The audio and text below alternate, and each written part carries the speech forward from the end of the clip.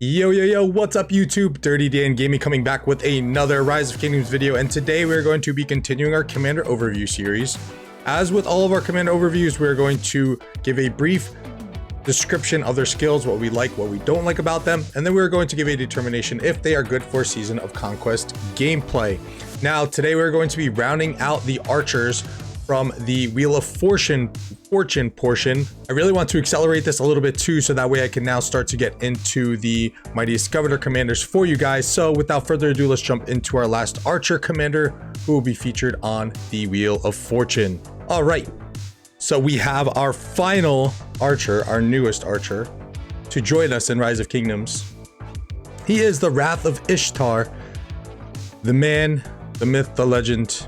Look at that beard. Gilgamesh, everybody. He's an archer, conquering, and skill damage commander, and has he really broke out onto the scene, I think, as most people were expecting. For those who may be a little bit newer to the game, we've been dealing with a little bit of a meta crisis in terms of what can take down a Zenobia YSS, and luckily Lilith was gracious enough to bless us with that of Mr. Gilgamesh. Now, there were some other combos that were doing pretty okay, but I think we've finally found one of the true counters to that garrison. That might spoil the end of the video a little bit, but continue watching anyway as we go through his skills.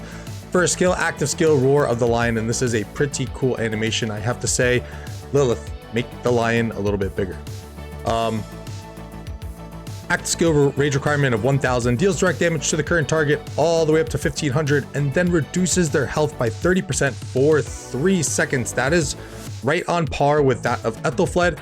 It is going to be a second longer, and then obviously you're going to get a nice damage factor from it. So anytime you're getting a debuff that's going to be taking out defense or health, are super highly valued and regarded, especially when you're talking about someone that is going to be a potential rallier for you. The only other health debuff I believe that we have is from Ethelfled, and you just aren't rallying with Ethelfleds to get that debuff onto the enemy. So this is very nice. Again, going into looking for that counter for the Zenobia YSS that we've been looking for so long.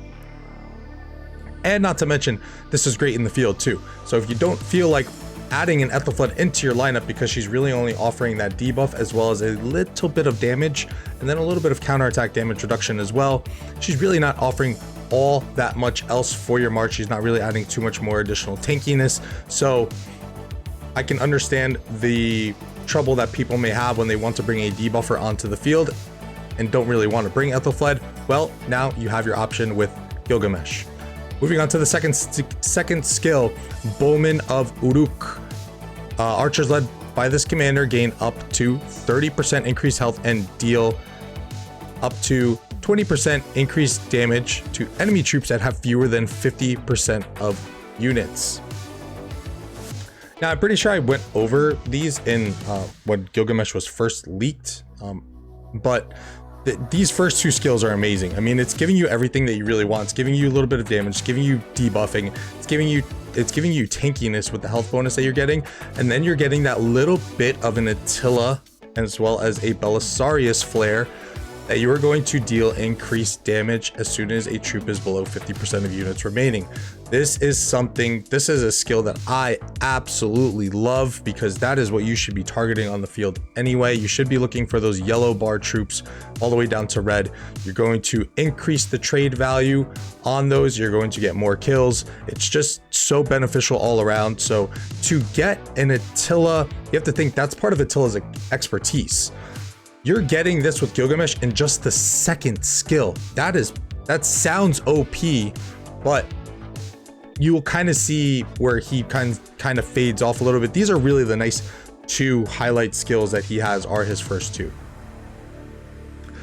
Next skill, a King's Right. Archers led by this commander gain up to 20% increased attack when attacking cities or strongholds, and gain up to 5% attack bonus every 6 seconds. The bonus lasts 10 seconds and can stack up to 36 times.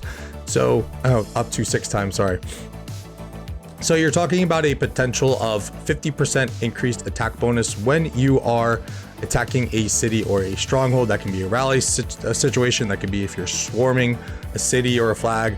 That will also enable this to proc for you. Pretty good skill. Attack bonus, as y'all know, I'm really not too crazy about, but 50% is really nothing to sneeze at. It's a pretty decent amount. So if you are looking to progress this guy to be a rally feature in your lineup, then you are going to obviously want to take advantage of a skill like this. Next skill before the expertise and Kidu's path. Troops led by this commander take up to 10% less damage from normal attacks. Very nice. Nice tankiness right off the bat. You're getting it for free. Their attacks have a 30% chance of inflicting a blood craving debuff on targets afflicted. On targets, afflicted troops suffer damage when healed, damage factor of 500. This debuff lasts 3 seconds and can trigger at most once every 5 seconds. So this is exactly what counters Zenobia, because Zenobia has a decent amount of heals, not quite as much as Richard, but she's giving you these nice little bursts. And that is exactly what Enkidu's path is doing. If you are able to debuff a Zenobia right as she's about to trigger her little chain of heals, then instead of that, he's just going to be taking those heals right back in the form of this 500 damage factor. This is also going to take effect for commanders such as Richard, even Double C, as we see right here. Anyone that has healing, you are going to be able to now take advantage of that and instead inflict a little bit of damage to them. Next, we have the expertise, and this is going to enhance Enkidu's path. So it is going to you're still going to have a 30% chance to give the blood craving effect, but the damage factor is going to be increased by 700, and they're going to take 15% increased skill damage. That is very nice. On top of that, you're going to get an additional 5% less damage from normal attacks, so more tankiness is always better. This expertise is quite good.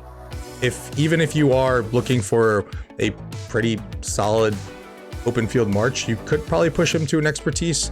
However, I would like to make the statement that a 5-5-1-1 Gilga is perfectly okay. You're getting the tankiness, you're getting the extra damage that you're really wanting to deal. This skill only pertains to attacking cities or strongholds, so it's conditional. And then this is going to be conditional in terms of if your target is healing or not, and you could take advantage of the normal attack damage reduced because more tankiness, why not? So if you wanted to push him a little bit more and try and get a 5-5-1-5 and then see how he runs, and then you can kind of make that decision to expertise him if you want that little bit of extra tankiness and then that extra skill damage that you're going to be debuffing onto the target.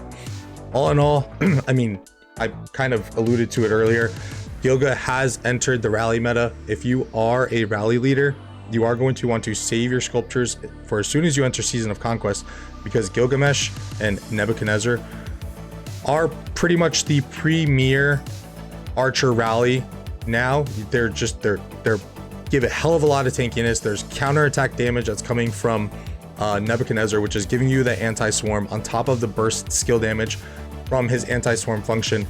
And I cannot wait to talk about Nebu, because he's one of my favorite commanders, and I'm having a very tough decision right now in terms of who I am going to be investing in for an archer commander, because I have an MGE spot.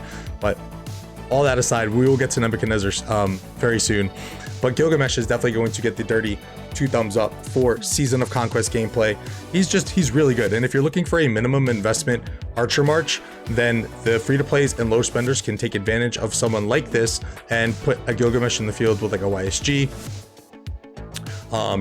You can run pretty much any combination with Gilgamesh. If you wanted to do Ramses Gilgamesh, you're just more good things, more tankiness, more survivability for the debuffing that he's going to be putting on. So I think that Gilgamesh is going to be great for almost any player, because you can take advantage of that minimum investment, and he just brings so many good things onto the field and just brings a nice solid damage dealer, debuffer, semi-tanky march into your lineup. So he's so all around good. He's definitely worth the Season of Conquest investment.